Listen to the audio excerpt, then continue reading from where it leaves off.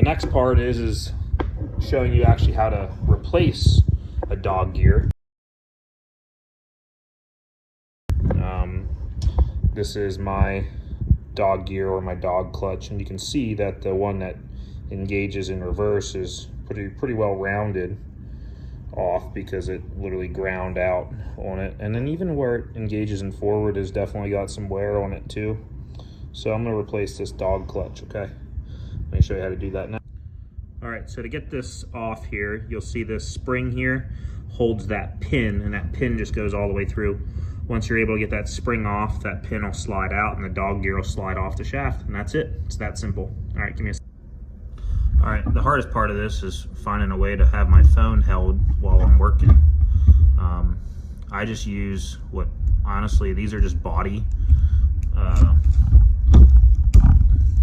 picks for like auto part body pieces, and that's what I use. And then I just get that spring on the outside and I'll just wrap it the whole way around, and then I know that that spring will come off, especially if you keep it off the outside as you wrap.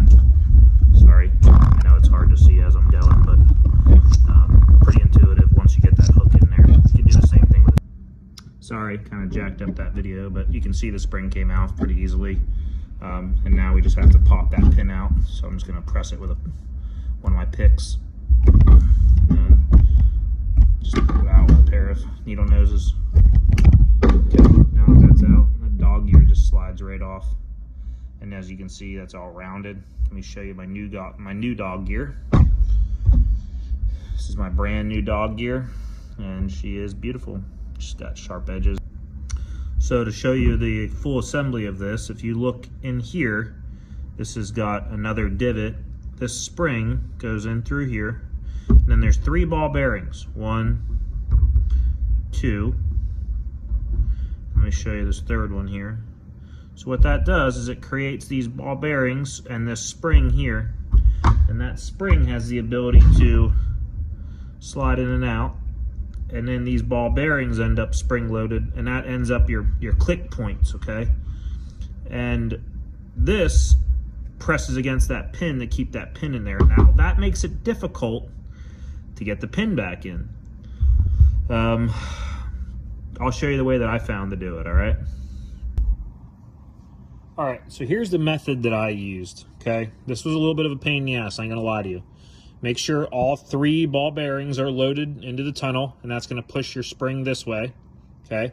And then what I did was I cut a dowel rod out of a bolt that's pretty much the same size as this dowel rod, okay? But I made it so that it doesn't protrude past the edges of this.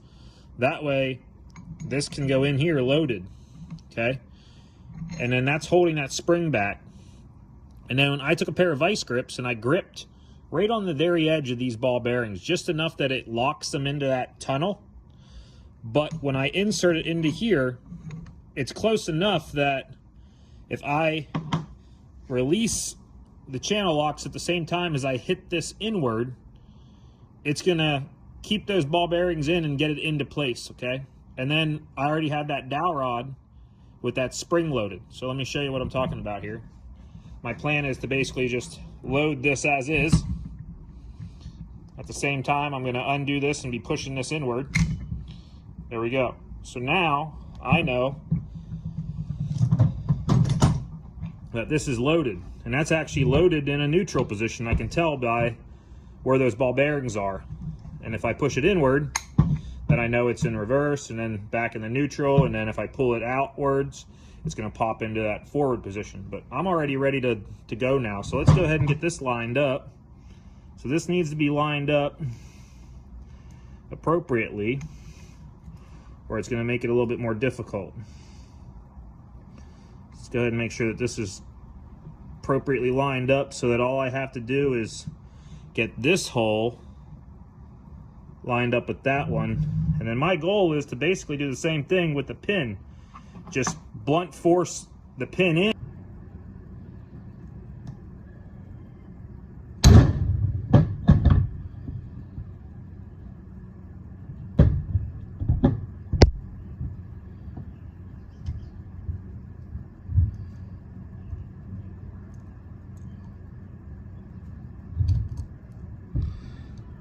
All right, as you can see, I now have